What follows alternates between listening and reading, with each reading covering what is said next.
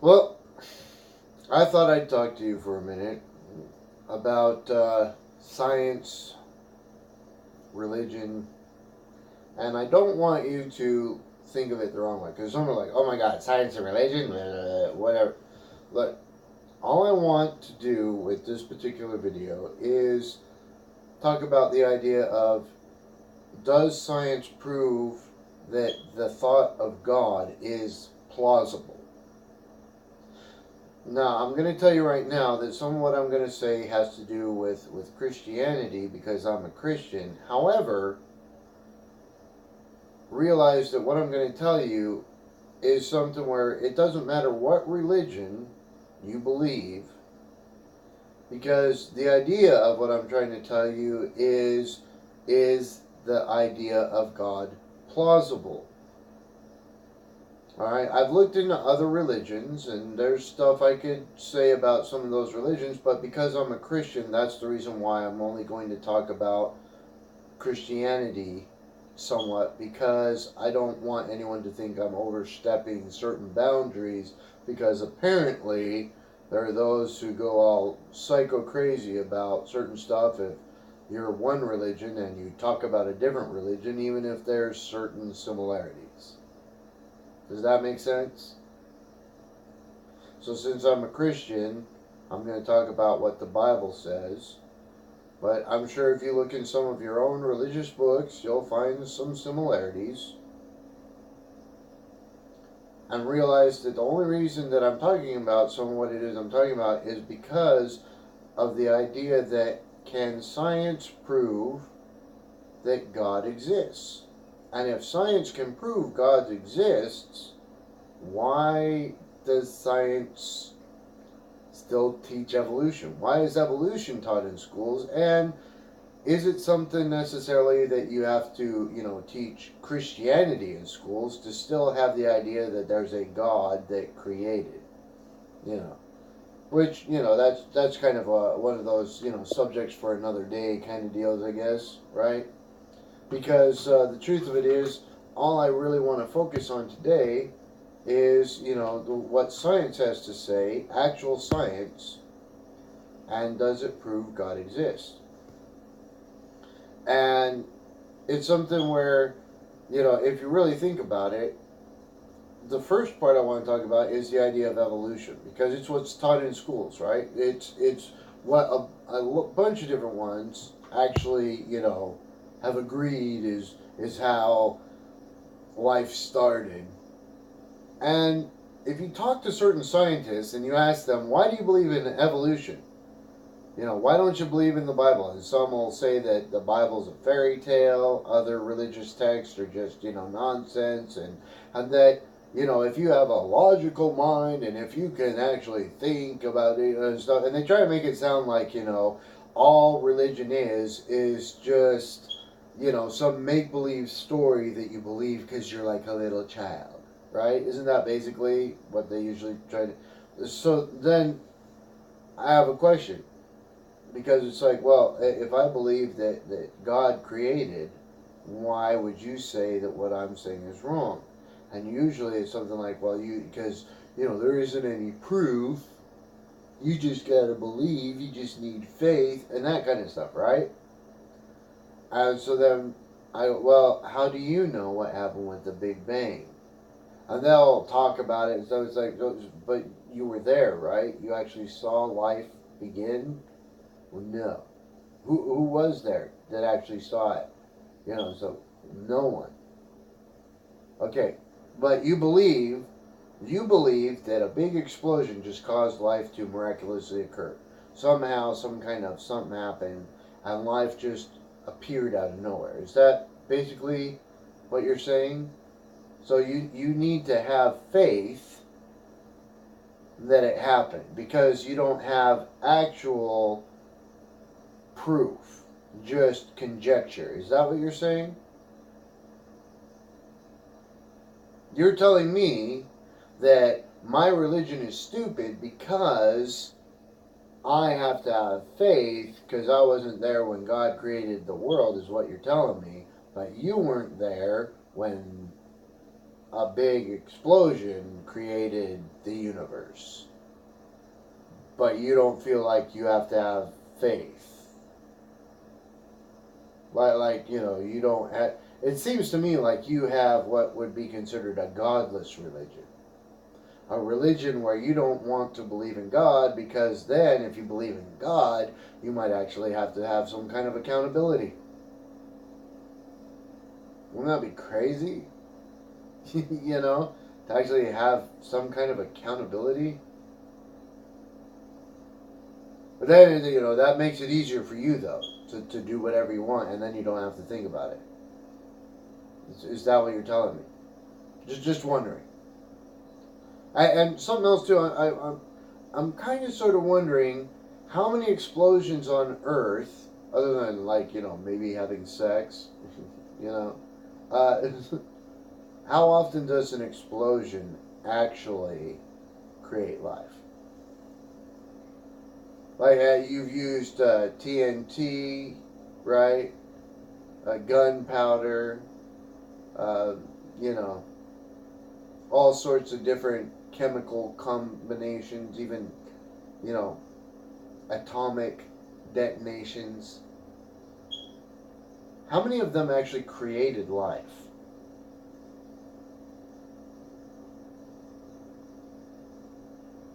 And yet you believe that a big bang, where some kind of particle collided with another particle or something like that, somehow miraculously created life. Is that what you're telling me? You're telling me that you believe out of all the explosions that have happened, including in cyclotrons, where it just resulted in complete destruction, that you believe that somehow some, you know, proton nucleus hit another, electron or something like that, right? Whatever it is, it just happened to miraculously just I guess an atom might have collapsed on itself, and so the protons and neutrons and electrons just kind of collided. Is that what you're trying to tell me? Because for some reason there was maybe some unstable atomic particle, and it didn't create some kind of nuclear detonation. It actually somehow created life. That's what you're telling me, right? Is that your explanation?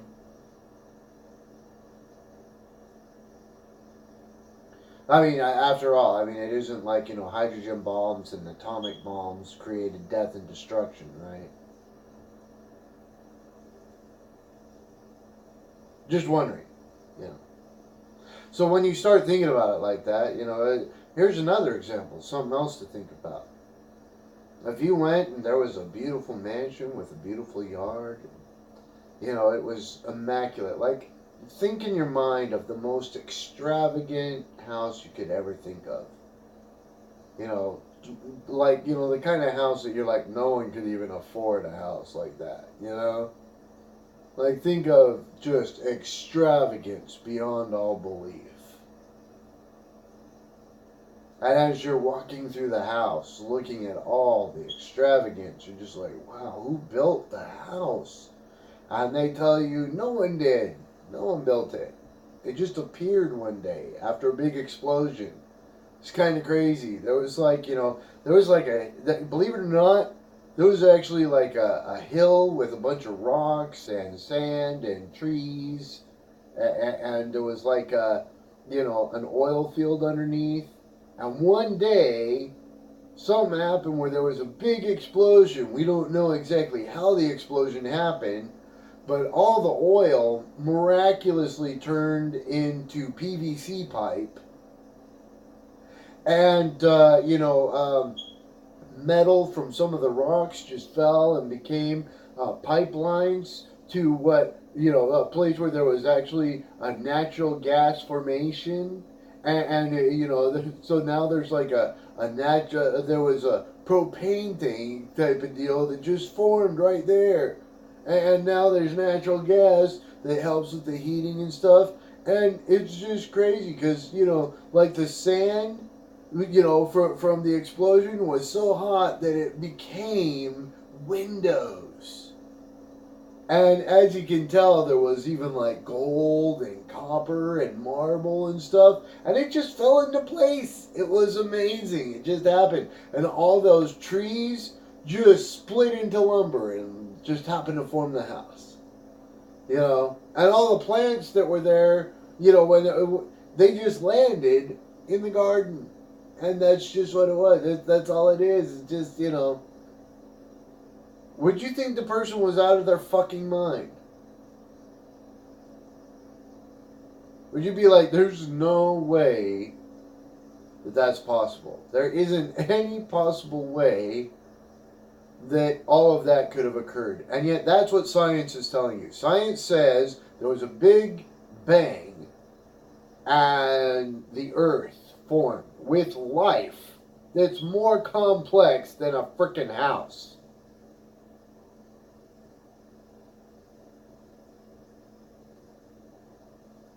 And yet the idea of God, to some scientists, they just think it's like, you know, some kind of joke. And I'm going, really? Do you ever look at life and realize the complexity? You don't think that if you believe that a house needs a designer and different ones to actually do the work, why is it so difficult to think that life itself could have a creator, could have an actual design? If you think about eternity, if you think about God, if you can figure out that, you know, if in eternity, right, infinity, every once in a while, you know, I know what I'm thinking, but I think faster than I speak, so, yeah. Anyways, so if you're thinking in terms of infinity, right, it doesn't begin, doesn't end, it just continues. If there was someone that was made of pure energy, and one day after millennia, it just was like, I wonder what would happen if I kind of put energy together and compressed it. And then, oh my goodness, check out what I made. You know? And you might go, well, how does that make sense? Well, think about it. Einstein's theory of relativity is E equals mc squared. E is energy, and energy equals mass times the speed of light squared. Now, the speed of light, that's the constant, that's the c, but the c stands for the speed of light. So when you realize energy, mass, constant, squared, right? So energy equals mass times the constant, which is the speed of light, squared. Right? Does that make sense? So all mass is energy. Now when you realize all life, in order to continue living, needs energy. And what is it that all life has as its actual energy? When you break it all down, whether it's proton or whether it's proteins, whether it's you know, some kind of glucose, you know, if you think about it like carbohydrates, once the body breaks all of those different compounds down, what does it actually create? Isn't it basically just sugar?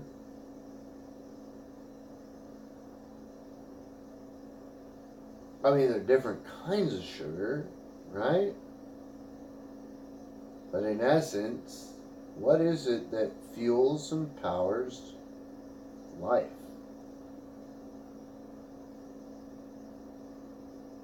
That's why photosynthesis creates sugars for plant life.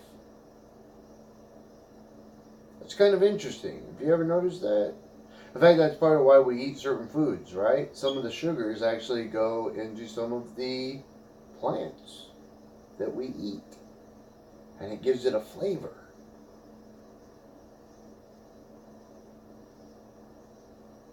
So when you really start to comprehend some of that, right? When you start to think about it, plants need water, Humans need water. How much life on Earth can survive without water? If there was like no water on Earth, like if all the water on Earth just disappeared, would there be life on Earth? How much life would continue to exist after a certain portion of time? And yet, if there's water, life can flourish.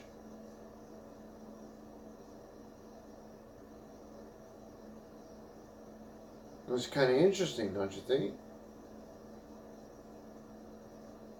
And what's funny about it too is when you realize water is oxygen and hydrogen, H2O.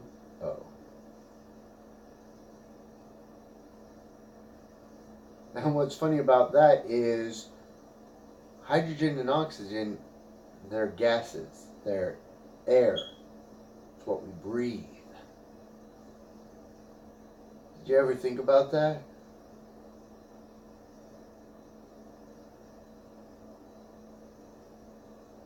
And when you realize that all that combined together creates electricity. Well, with a little bit of salt, right? Don't forget, the body also has a certain amount of salt, doesn't it? Wonder what can make good conductors, like water, salt. Have you ever done any experiments with any of that kind of stuff? Well, with electrical currents and flow? And it's interesting too, because how does the mind work? Isn't it electrical impulses? The nervous system? Little electrical impulses? I mean, you can put electric shocks on your arm and your arm will start tweaking, right? In fact, if someone's heart stops, the heart's a muscle, right? How do they get the heart to start? Make sure there's CPR and stuff sometimes, right? But what is it? Clear! Right? Electricity. Now, the body creates its own electricity, doesn't it? Biology. Now, biology is just talking about life. That's all bio means, life. Some get it confused with other stuff, but realize when talking about biology, all we're talking about is just life. Don't get it confused like certain others do who can't be reasoned with. So when you think about life, life current, life electricity, bioelectricity. And you don't think that a God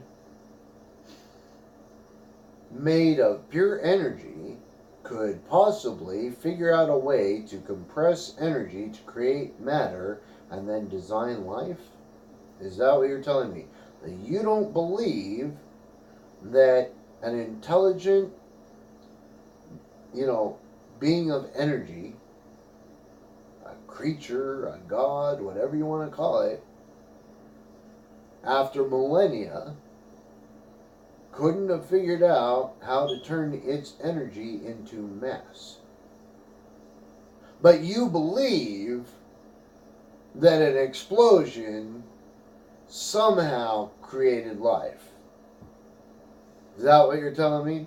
You're telling me that you don't think with all the, just design of life and how it works, that God's possible, but you think that somehow, on accident, life just appeared.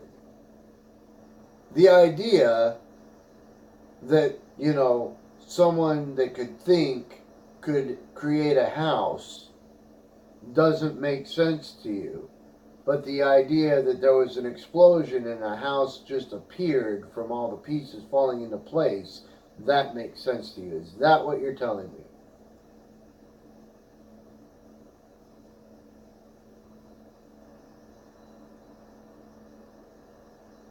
And what's interesting too is if you actually look at the different layers, the Mesozoic, the Jurassic, something I can't think what it's called.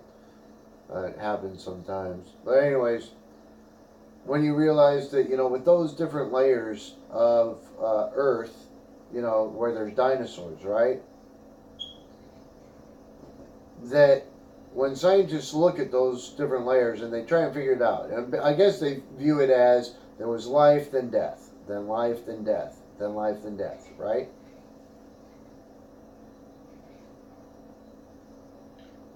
So if you realize the idea that, there are those who think, well, we have life now, but we're all going to die. It's almost a suicidal kind of attitude if you think about it. However, what if those different layers that it shows there of dinosaurs was God getting the earth ready for us? What do you do when you're going to create, a business building? Don't you usually have to have some kind of machinery? And what if God used dinosaurs the way that we use tractors, bulldozers, cranes, backhoes, forklifts?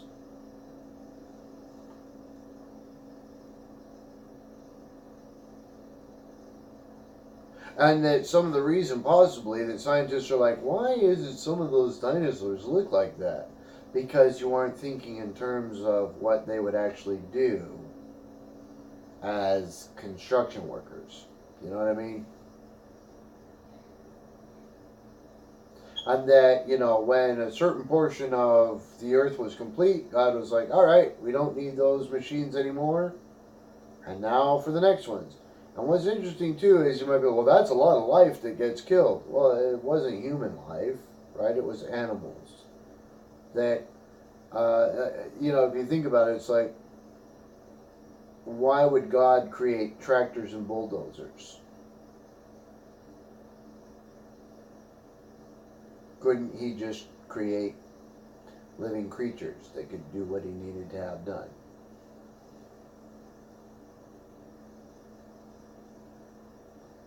Just wondering, did you ever think about that kind of idea? Possibly. And then, if you think that, that why would there be all those? Well, what exactly is it that's happened with some of those layers of Earth? I mean, have you noticed some of the resources that have been pulled from various parts of the Earth's crust? And where did those resources come from?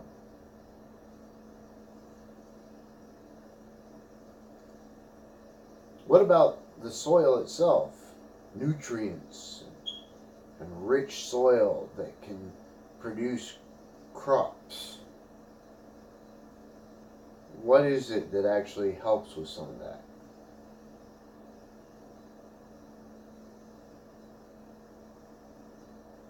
Now there are some who are like, well, the Bible says the earth was created in 6 days.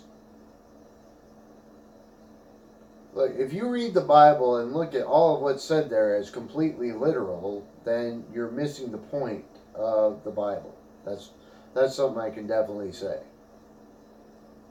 Because there's a reason why certain scriptures are in the Bible, including 1,000 years are as but a day to God, right? And the reason for that is because it's to try and help you think. If God is infinite, if you try to contain God, it's kind of like saying, well, infinity isn't really infinity. There's a beginning and an end to infinity. And it's like, but then it isn't infinity anymore. That's why in certain mathematics, when they're like, well, we proved our theory, and that's what, and I'm going, but you didn't use infinity in your math. Well, we can't really prove infinity. Yeah, you can. There's a symbol for infinity, and if you put it in the right places,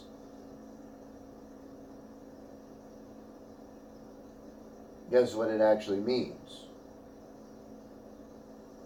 and you can prove those equations.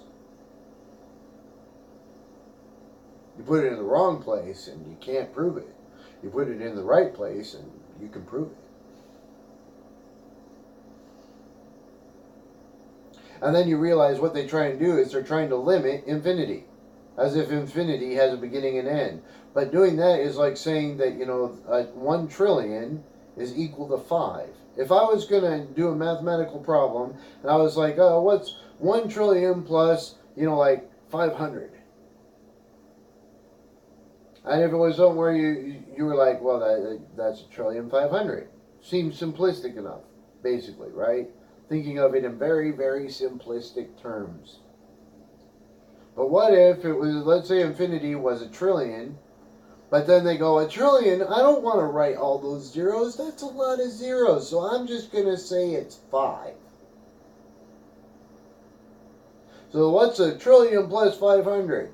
505. And I can prove it because I put a 5 instead of 1,000,000,000 and it's 505. So therefore, 1 trillion plus 500 is 505. And that's basically what they're telling you. They're telling you to accept their math, even though they replaced 1,000,000,000,000 with 5.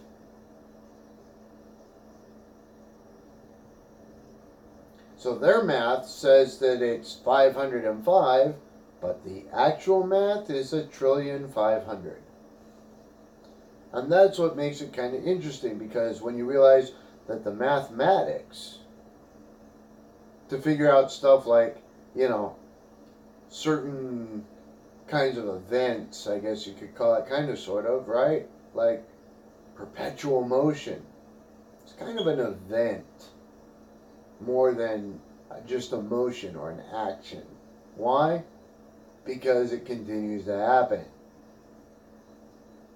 If something once put in motion, it doesn't stop. And there are some who say, well, according to our math, it's impossible. There's no possible way to have perpetual motion. There isn't any perpetual motion. Eventually, it all slows down. Explain to me, then, how it is that all the galaxies are continually moving. Explain the Earth and the Moon. The Moon's orbit around the Earth and the Earth's orbit around the Sun. Explain it to me. Explain how that isn't perpetual motion. Oh, wait, you forgot to use infinity. Your math was wrong. Perpetual motion is possible. You just tried to limit infinity. So your mathematics were way off.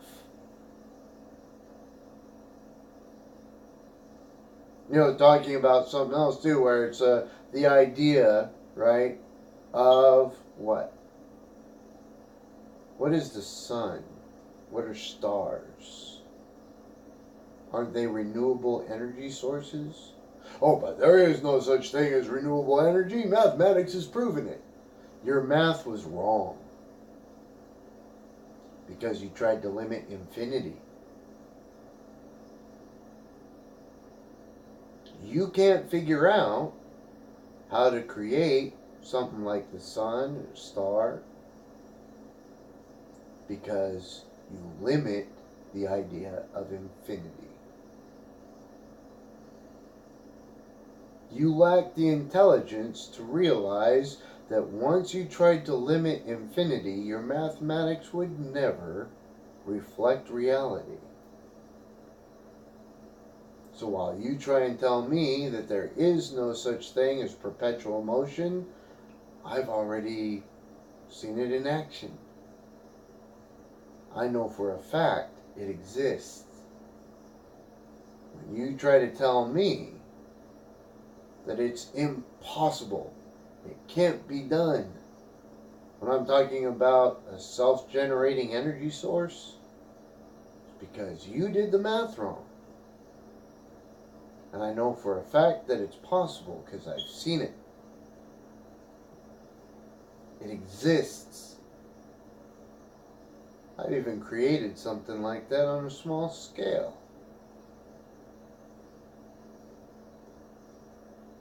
It's kind of intriguing that for some reason, the reason you believe it can't exist is because you chose to limit infinity. Your math was wrong. Because if the sun and stars weren't constantly renewing themselves and regenerating themselves, if it was just fuel and fire, it would have burnt out millennia ago. The stars would no longer exist, the sun would no longer exist, because it would do exactly what it is that a campfire does, and just about any other fire you can think of. Even some of those wildfires, some of which go on for days and weeks, what is it that would eventually happen even if no one stepped in? Eventually, they'd burn themselves out, wouldn't they?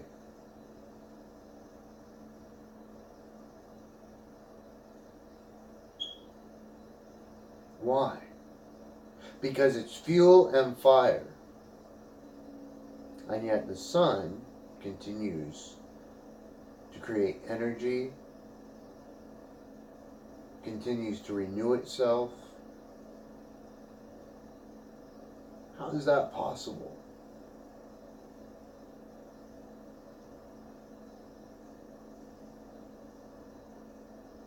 Now, part of what's interesting is if you realize that the reason the sun and other stars can do what they do is because they're in space, where there isn't any other outside, gases and stuff like oxygen and hydrogen in space, because it's a vacuum, right? The vacuum of space. When they went into space and they lit a match, it didn't have a flame that went up, it created a circle, didn't it?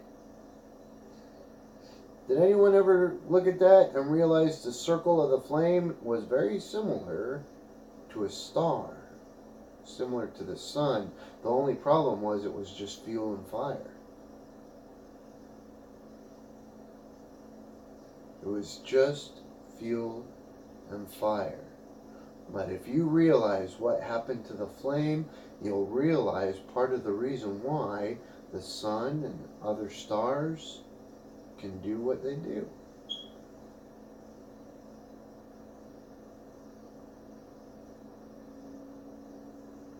And then realize that there's a certain gravitational pull, isn't there?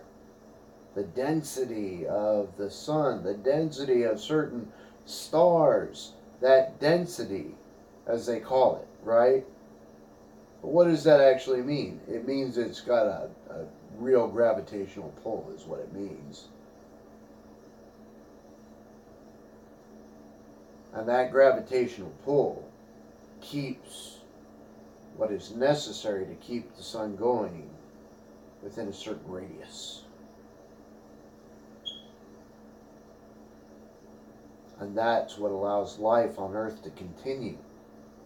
Because if it wasn't for that, what would happen? What would happen if sunlight never reached Earth? What would happen if there was no sun? What if the sun just one day just disappeared? What would happen to all life on Earth?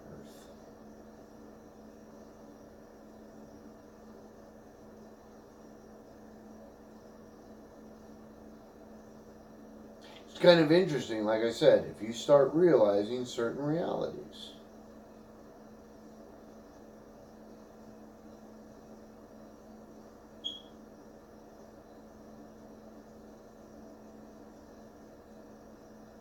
Now, something else that's interesting about it too is, like I said, some of what I talk about is from the Bible, and realize the Bible talks about God as the source of dynamic energy, right? It also talks about the circle of the earth. And it says the earth hangs upon nothing. And what happened when scientists went out into space? Did it disprove the Bible? Last time I looked, the earth was spherical, right? From space, what did it look like? And then, was it on the back of some giant god? Was it on the back of a turtle? Was it a flat map? Because I don't know about the rest of you, but whenever I've looked at pictures from space looking at Earth, it always looks circular. And it's hanging on nothing. Like it just floats in space.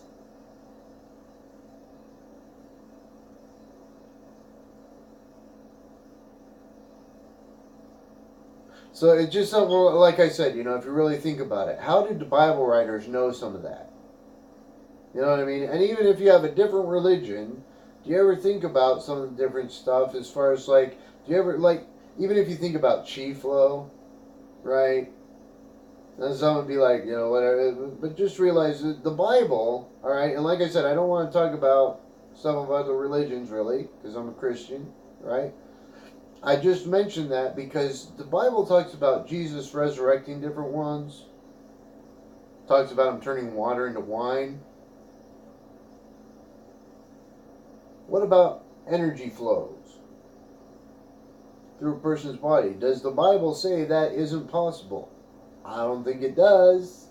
I think the Bible actually proves that it's possible. God could have given Jesus the power to change a few molecules here and there in some water and turned it into wine. Like proton here, neutron there, electron there. There you go. Got some wine.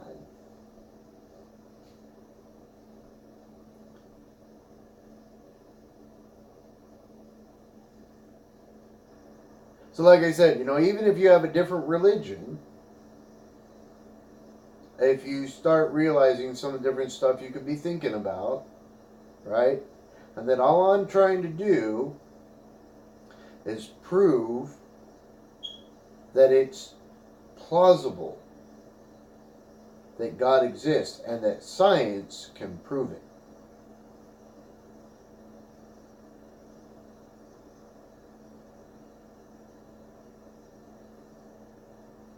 So maybe what you might want to do is instead of just looking at the Bible like it's some doorstop, instead of looking at religion and those that believe in God as if they're complete lunatics or like they're programmed or something like that, maybe there's actually a good reason to believe that there's a God. And that creative design isn't a, foolish idea. Because if you think the idea that God created all life on earth is foolish,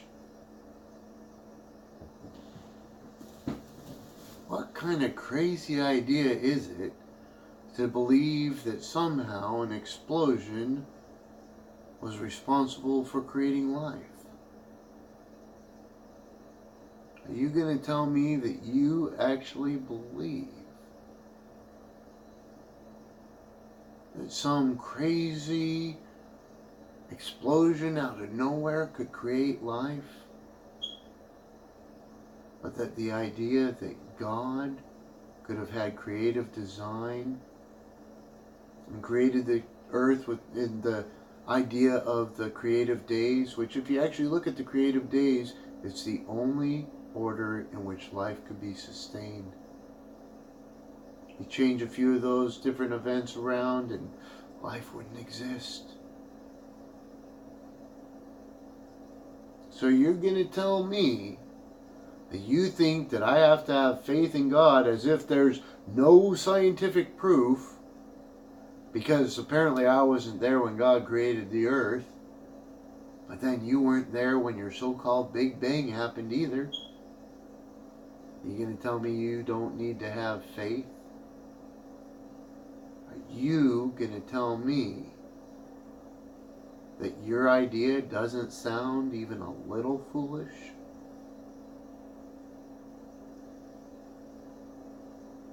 I believe that someone designed and built a house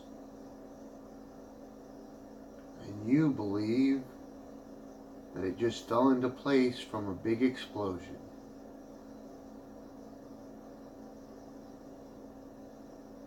What sounds more reasonable to you?